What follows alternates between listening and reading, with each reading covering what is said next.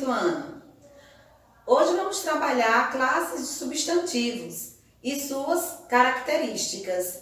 Vamos trabalhar aqui dois tipos nas aulas, falando sobre os substantivos simples e compostos, e vamos também trabalhar os primitivos e os derivados. E o que são substantivos? Substantivo é tudo aquilo que nomeia coisa em geral. Substantivo é tudo que pode ser visto, pego ou sentido. Substantivo é tudo que pode ser prescindido de um artigo. O lápis, a caneta, o livro, uns lápis, umas canetas.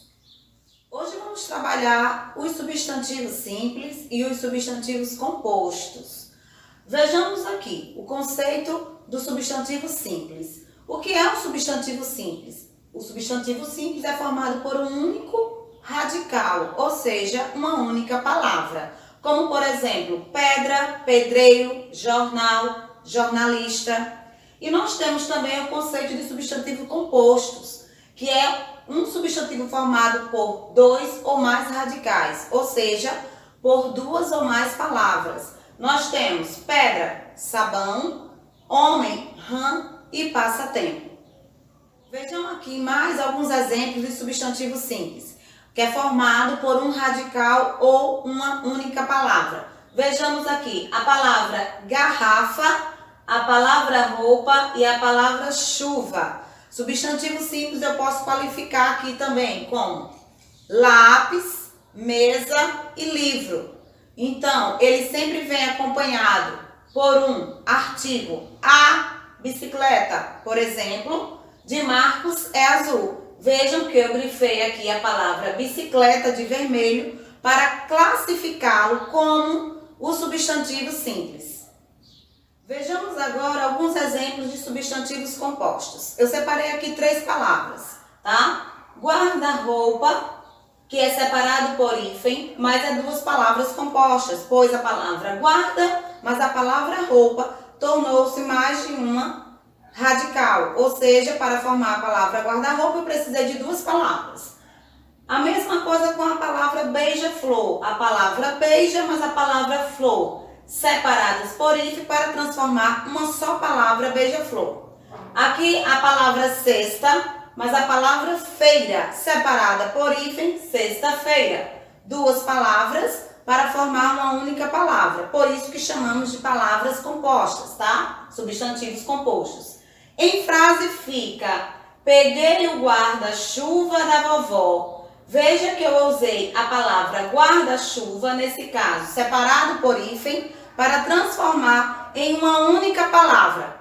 Já na palavra o girassol é amarelo. Nessa frase nós temos a palavra girassol, que não é preciso colocar hífen, mas continua sendo uma palavra composta, pois a palavra gira, mas a palavra sol tornou-se uma só palavra. Alguns substantivos compostos, como eu tinha dito anteriormente, eles não acompanham hífen, mas mesmo assim eles ainda conseguem ser considerados palavras compostas. Por exemplo, a palavra lobisomem, nós temos a palavra lobo mais homem, na palavra girassol é girar mais sol, na palavra pernilongo é perna mais longo, na palavra roda-moinho é rodar mais moinho, na palavra passatempo é passar mais tempo. Vejam que algumas palavras compostas, quando elas não vêm acompanhadas de hífen, pode ocorrer perda de letras ou também acréscimo delas. Vamos agora falar um pouquinho sobre a formação dos substantivos primitivos e os substantivos derivados, tá? A formação ela pode ser do substantivo primitivo, aqui se origina de uma palavra existente da língua portuguesa. Por exemplo, pedra, jornal, gato, homem. Esses substantivos, eles são chamados de primitivos porque são as primeiras palavras. Por isso que a gente fala primitivo, primeiras. E já as derivadas são aquelas que se derivam dessas primeiras palavras. Vejamos aqui que os derivados, eles provêm de outra palavra da língua portuguesa, como, por exemplo, pedreiro, que se originou de quem? de pedra, jornalista, que se originou de jornal, gatinho, que se originou de gato, e homenzinho, que se originou de homem. Recapitulando tudo que foi dito agora, nós temos palavras simples, né? Substantivos simples, que são formados por um só radical, ou seja, uma só palavra. E nós temos também substantivos compostos, que é formado por dois radicais, ou seja, duas palavras para a formação de uma só palavra. Vamos para mais exemplos de palavras primitivas e palavras derivadas. Como foi dito, as palavras primitivas são as palavras primeiras da língua portuguesa e as derivadas foram palavras que se originaram dessa origem. Vamos lá, na palavra jornal, nós temos jornalismo. Na palavra papel, papelaria. Na palavra vidro, vidraceiro. Na palavra sapato, sapateiro. Veja que eu separei aqui duas orações com o uso dos substantivos, tanto primitivo quanto derivado. Então, na primeira frase nós temos: eu gosto do pão da padaria Continental. Eu usei a palavra pão, que é a palavra primitiva, e padaria foi a palavra derivada de pão. Já nessa outra nós temos: nós levamos o sapato na sapataria do seu João. Sapato é a palavra primitiva e sapataria foi a palavra derivada de sapato. Então, meus amores, agora vamos estudar? Vocês têm a ajuda do módulo, que vocês podem trabalhar os substantivos, todos os trabalhados na aula de hoje, e também vocês vão ter as atividades que vão ser enviadas no portal. Espero que vocês tenham gostado das aulas. Beijos e tchau, tchau!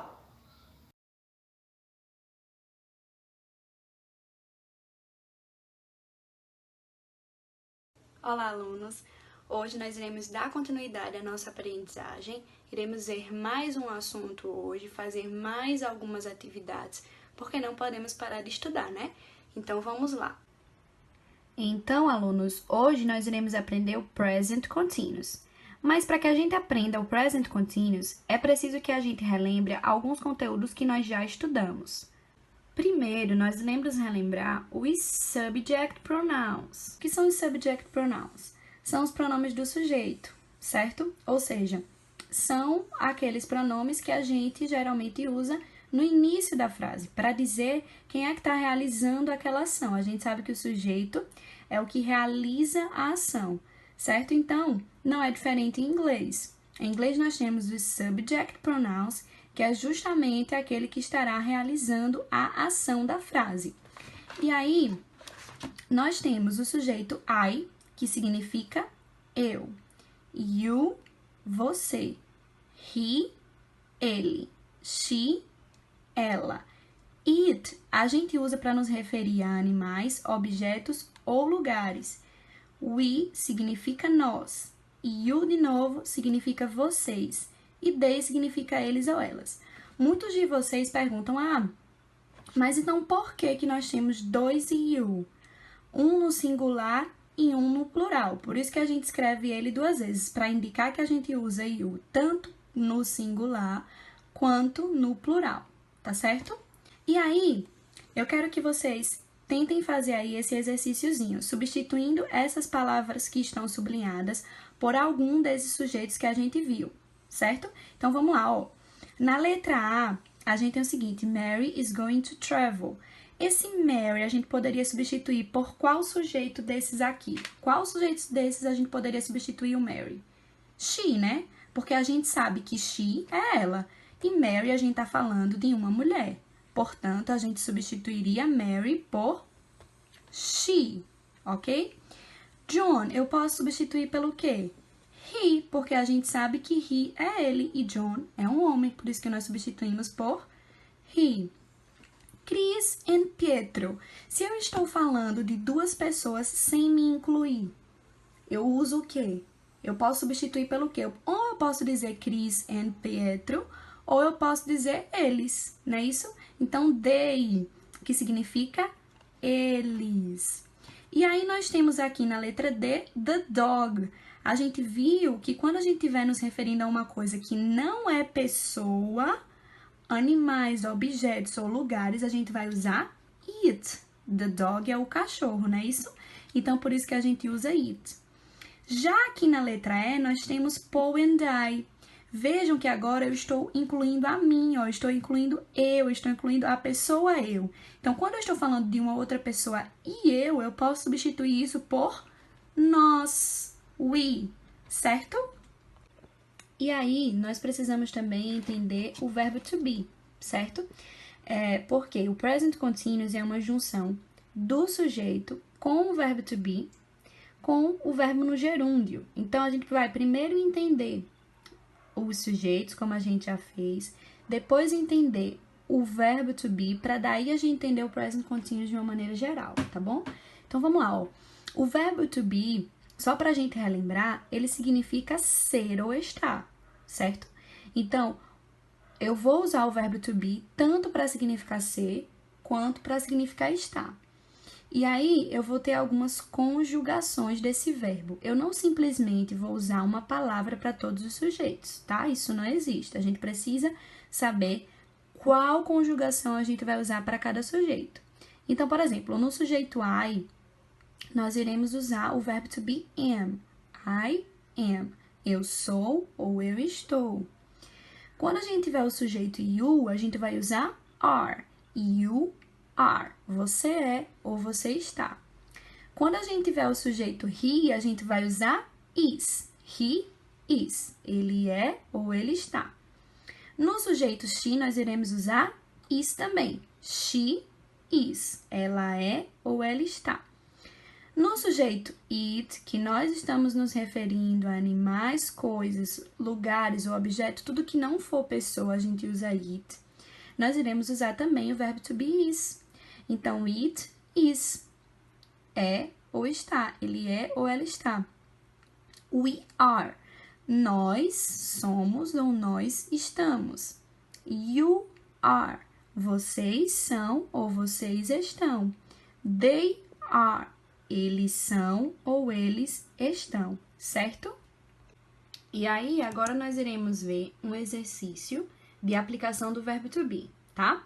Aqui na letra A, nós temos o sujeito I. A gente sabe que quando o sujeito for I, o verbo to be que a gente vai usar vai ser am. I am from England. Eu sou da Inglaterra. E aí, na mesma frase, nós temos o seguinte. Erika is from Japan. Erika é do Japão. Por que nós usamos is depois de Erika? Porque nós sabemos que Erika é um sujeito que se refere a she, né? Isso, she, ela. E a gente sabe que toda vez que a gente usar o sujeito she, o verbo to be que nós iremos usar vai ser is. Na letra B nós temos my friend is a doctor. O meu amigo é um médico. Veja, se nós estamos falando do meu amigo, ele é um homem, né? Ou ainda que seja uma menina, nós sabemos que se a gente usar she ou he, o verbo to be que nós iremos usar vai ser is. E aí, na mesma frase, nós ainda temos and my brothers are lawyers. E os meus irmãos são advogados. Vejam só, por que foi que a gente usou are nesse caso, my brothers? Porque se eu tô falando dos meus irmãos, eu estou falando de eles, né? Eu estou falando deles. E a gente sabe que quando a gente tem o sujeito they e o sujeito eles, a gente usa o verbo to be are. Uma dica é, todas as vezes que alguma coisa estiver no plural, que for mais de uma, nós iremos usar o verbo to be are, ok? E aí nós temos na letra C, my mother is making a party. A minha mãe está fazendo uma festa. Veja só, se o meu sujeito é my mother, a minha mãe é uma mulher, né? É she. Então, a gente sabe que se o sujeito é she, a gente vai usar como verbo to be is. E na letra D, para finalizar, a gente diz o seguinte, it is raining outside. Está chovendo lá fora. A gente sabe que todas as vezes que o sujeito for it, a gente vai usar o verbo to be is, certo? Vamos dar continuidade agora, falando de maneira específica do present continuous, tá? Nesse diagrama, nós podemos observar em que situações nós iremos usar o present continuous. No presente, nós iremos usar para nos referir a situações que estão acontecendo naquele momento, certo? Então, por exemplo, ali em cima, ó, I'm working at the moment. Eu estou trabalhando nesse momento, tá? Então, quando a gente quiser nos referir a alguma ação que está acontecendo naquele momento que você está falando, aí a gente usa o present continuous. E aí, nós temos algumas palavrinhas que geralmente a gente vai encontrar nas frases quando estiver falando do present continuous. São elas now, que significa agora, at the moment, no momento, today, que é hoje. E aí, nós iremos também usar o present continuous para nos referir a uma situação temporária. Então, por exemplo, ali nós temos I'm living in London. Eu estou morando em Londres. Isso significa que eu não morei a vida inteira em Londres, né? Que eu estou morando naquele momento. Então, para situações que forem temporárias, nós iremos usar o present continuous, certo? E aí, vejam só, por exemplo, a gente poderia falar hoje I am studying at home. Eu estou estudando em casa, né? É uma situação temporária. Nós agora estamos estudando em casa porque não estamos podendo ir para a escola. Mas é uma situação que vai deixar de acontecer. Então, quando a gente estiver nos referindo a uma situação que é temporária, a gente também usa o present continuous, certo? E aí, nós precisamos entender, gente, a formação de uma frase no present continuous. E que é a formação da frase? Ela é justamente a sequência que a frase vai ter para que eu consiga falar do present continuous. Como nós vimos, o present continuous a gente usa para expressar uma ação que está acontecendo naquele momento, ou para expressar uma ação temporária, certo? E aí, todas as frases do present continuous, elas vão seguir essa sequência aí. Primeiro o sujeito, depois o verbo to be, por isso que nós relembramos o sujeito e o verbo to be, certo? Depois a gente vai ter o verbo com o ing. O que seria, gente, esse verbo com ing? Esse ing, ele indica o gerúndio do verbo. O que é o gerúndio? É quando a gente fala ando, indo, por exemplo, dormindo, comendo, estudando, falando, certo? Então, essa terminação ing do inglês é a mesma coisa que a terminação nto do português, que indica que aquela situação está no gerúndio, né? Está acontecendo naquele momento. Então, nós temos aí, por exemplo, I am studying now. Eu estou estudando agora. Esse ando, ele vem justamente através desse ing. A gente entende que a conjugação do verbo é assim, é estudando, por causa desse ing. Porque é como se esse ing significasse o NDO, tá certo? Então, nós iremos seguir, a frase irá seguir essa sequência. Primeiro o sujeito, nesse caso o sujeito foi I. Depois o verbo to be, a gente sabe que quando o sujeito for I, o verbo to be vai ser am. Depois o verbo com ing, o verbo é study. Mas aí se eu tô falando de uma ação que está acontecendo naquela hora, eu preciso acrescentar ing, porque é o gerúndio. Studying now, estudando agora. Now seria o complemento da frase, certo? E aí aqui nós temos uma tabelinha com vários sujeitos e a formação de uma frase no present continuous. Vejam, quando o sujeito for I, eu vou usar o verbo to be am, depois eu vou pegar o verbo principal, no caso é o verbo watch, vou colocar ing e vou colocar o resto da frase, que é o complemento. I am watch television. Eu estou assistindo TV. Veja, é uma situação que está acontecendo naquele momento. Por isso, o ing no verbo. Por isso, o present continuous, certo? You are watching television. Você está assistindo TV. Aí, é por isso que a gente precisa sempre lembrar do verbo to be. Porque dependendo de quem for o sujeito, o verbo to be vai ser diferente, a conjugação vai ser diferente, não é isso? Daí, a gente precisa só lembrar que no verbo a gente vai acrescentar ing e colocar o resto da frase. Aqui nós temos um exercíciozinho. Nesse exercício nós precisamos completar com o que está faltando. Vejam só. A gente tem já o sujeito, não é isso? Ó, o sujeito she. Depois do sujeito, o que é que precisa ter numa frase no present continuous? Lembra lá da formação da frase? Depois que eu tiver o sujeito, eu preciso ter o verbo to be, para depois eu ter o verbo principal com ing. Quem é o verbo principal? É aquele lá que está entre parênteses, é o verbo study. E eu vou colocar ele no ing e depois a gente tem o complemento da frase, que nesse caso aí já tá, é English. Então, pausem o vídeo, tentem fazer, tentem completar e daqui a pouco a gente volta com a resposta, tá? Ó, e aí, vamos ver se vocês acertaram? Aqui nós temos, na letra A, se o sujeito é she, a gente sabe que o verbo to be depois de she vai ser is. Se a gente tem o verbo study, a gente sabe que o que é que tá faltando nesse verbo? Acrescentar ing para indicar que aquela frase está no present continuous. Então, she is studying English. Ela está estudando inglês. Na letra B, nós temos Joey and Anna. Vejam, se a gente tá falando de duas pessoas, lembra da diquinha que eu dei? Toda vez que for plural, toda vez que for mais de um, o verbo to be que a gente vai usar vai ser are. É isso? Então, Joey e Anna are. Se o verbo principal é play, o que é que a gente vai fazer com esse verbo principal? A gente vai simplesmente acrescentar ing. Então, Joey and Anna are playing video games. O Joey e a Anna estão jogando videogame. E aí, nós temos na letra C. My mother. Se a gente tá falando da minha mãe, ela em inglês é she. Quando o sujeito for she, qual é o verbo to be? Is. Então, my mother is. Se o verbo é cook, cozinhar, a gente simplesmente vai lá e acrescenta ing. Então, vai ficar cooking. My mother is cooking now. Minha mãe está cozinhando agora. E aí, na letra D, para finalizar, nós temos o sujeito he.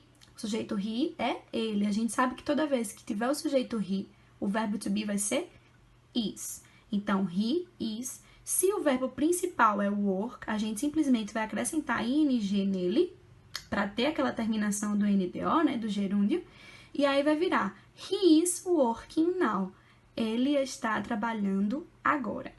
Então, gente, essa é a nossa aula de hoje. Eu vou pedir para que vocês façam as atividades do livro nas páginas 28, 29, 30 e 31. Tirem foto dessa atividade que vocês fizerem e enviem lá no meu e-mail, esse e-mail aí, ó, stefos@gmail.com.